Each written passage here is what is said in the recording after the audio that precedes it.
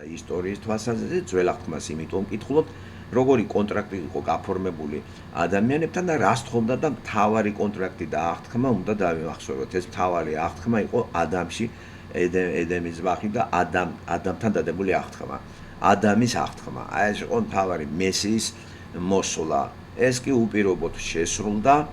ეს არ იყო დამოკიდებული ადამიანის კარგ მოქცევაზე, ცუდ მოქცევაზე, ამ აღმერთმა დაპირებული ეს გამოსახსნელი ძე გაიმეტა კაცობრიობის ცოდვის გამოსახსნელად და აი ეს გარიჟრაზე ითქვა.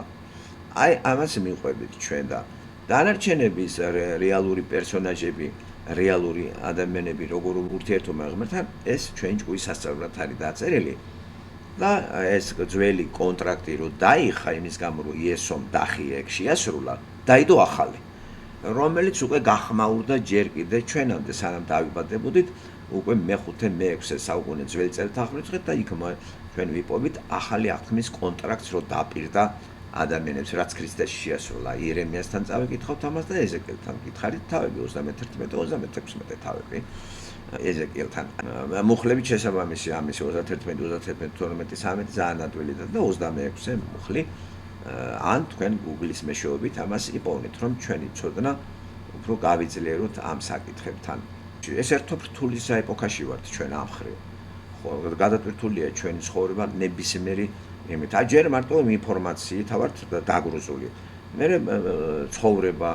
ცხოვრება მიკრო და მაკრო, მიკრო ცხოვრება ოჯახი თავისი პრობლემებით. აი ეს პატარა მიკრო ის ოჯახი ინტეგრირებულია ცხოვრება მაკრო ცხოვრებასთან, საზოგადოება, სამსახური.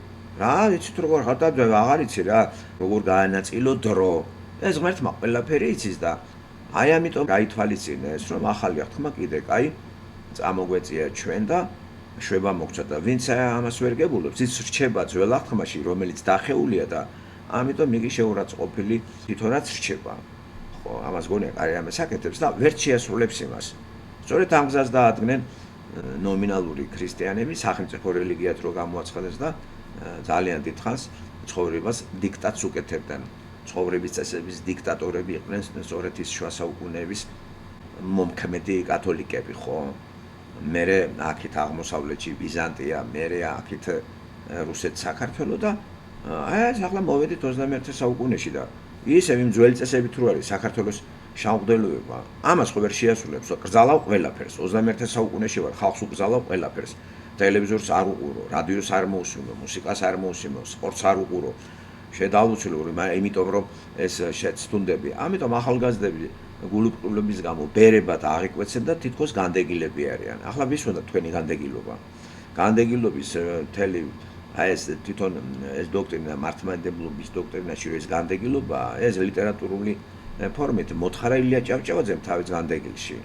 და მაგას არანაირი ინტერპრეტაცია არ ჭირდება, რომ გავაправოთ პირიქით. მან ილია ჭავჭავაძემ ბერობის ინსტიტუტის ლახვარი ჩასცა და საზოგადოებიდან გაქცევა მისთვის არ იყო მისაღები თან 19 საუკუნეში ეს როგორ გაამართლებდა. ხო, რომ საზოგადოება გამოსაფხიზლებელი იყო წერა კითხვა არავინ არ იცის და ამ ყრუ რელიგიას კიდე რომელიც პირდაპირ იმპერიის სამსახურში იყო ჰუმანისტი მწერლები ილიას მეშვეობით პირდაპირ ამას ებრძოდნენ და პარადოქსი იმაში მდგომარეობს რომ ამ დამპალმა რელიგიამ ილიამ იმათ გამოაცხადა წმინდანად რა ილია აკრიტიკებდა ვაჟა აკრიტიკებდა ქართულ სივრცეში აი მართლმადიდებლობას პრავოსლავიას და ამათ ესენი ყავთ ეგა დაღლევებული იმიტომ რომ მოსახლეობაში ხო ეს ქართველობა და საქართველო ამ დროს ილია ზარეკითხები ხო ილია არ იყო არც ამ რელიგიის მიმდევარი და საერთოდ ილია არ იყო მორწმუნე იმ გაგებით საფრთხო წერილი უგვეუბნება ილია იყო ჰუმანისტი დეისტი რომ ათეიზმის ის ფორმა რომელიც მარქსიზმის სახელთან არის გაიგივებული მისთვის მიუღებელი იყო ხო ათეიზმი თორე სოციალური გაგება ჰუმანიზმი რა თქმა უნდა ეს მისაღები იყო და ამიტომ რომ მას არ იტყოდა რომ ღმერთი არ არსებობს ყველაზე კარგი ესეთი წარმოდგენა არის ღმერთზე შეაფარო თავი დეიზმს რომელიც მე-18 საუკუნიდან უკვე ჩნდება და განმანათლებლები ფრანგები დეისტები არიან სულ ვოლტერი ესენი სულ რა თითქმის ისინი დეისტები ვოლტერი ათეისტი არა დეისტია რას გულისხმობს დეიზმი ადრეც გითხარით გავიმეოროთ ეს ისეთი წარმოდგენაა ღმერთს, რომ ღმერთი სამყაროს ქმნის და არ ერევა სამყაროში და წავიდა. ჩვენ ჩაგვაბარა, ჩვენ უნდა მივხედოთ. ესე არ არის ბიბლიის თანახმად. ღმერთი სამყაროს რო ქმნის, ადამიანს აჩენს და მასზე დამოკიდებულ ღმერთის მითითებით უნდა მოუარო იმას. ის აღთქმა დადებული და ხელშეკრულებაა და ვიცით რა დაირღვა 64-ის ბაღში. ასე რომ დეიზმი არასწორი შეხედულებაა. დეისტები სწორედ გზას უხსნის ათეიზმს. დეიზმიდან ათეიზმამდე ერთი ნაბიჯია და მართლაც მე-19 საუკუნე უკვე ათეიზმია. დაიწყო მაგარი შეტევა ყველანაირი გამოვლენებისა ღმერთის ფორმაზე, ეს პანთეიზმი იქნება, დეიზმი იქნება თუ პანენთეიზმი და მთელი რიგი რაღაცები. განამკვიდრდა და ათეიზმი. ღმერთის უარყოფა, რომელიც ჯერ კიდე სანამ ეს მეცნიერულად ჩამოყალიბდება, ჯერ კიდე მე-10 საუკუნეში ხვდებით ამას ძველი წელთა აღრიცხვით, მე-13 ფსალმის პირველ მუხლში თქვა ბრიყმა თავის გულში არ არის ღმერთი. და ბრიყვი ხარ მართლა როცა ეძახი არ არის ღმერთი. რა კარგად არის ბრიყვი, რა გლუპი ჩელერეგ. ნერაზომნი, უბრალოდ გონება რო არა გაქვს რა. სამეცნიერო გაგება არა აქვს ამას.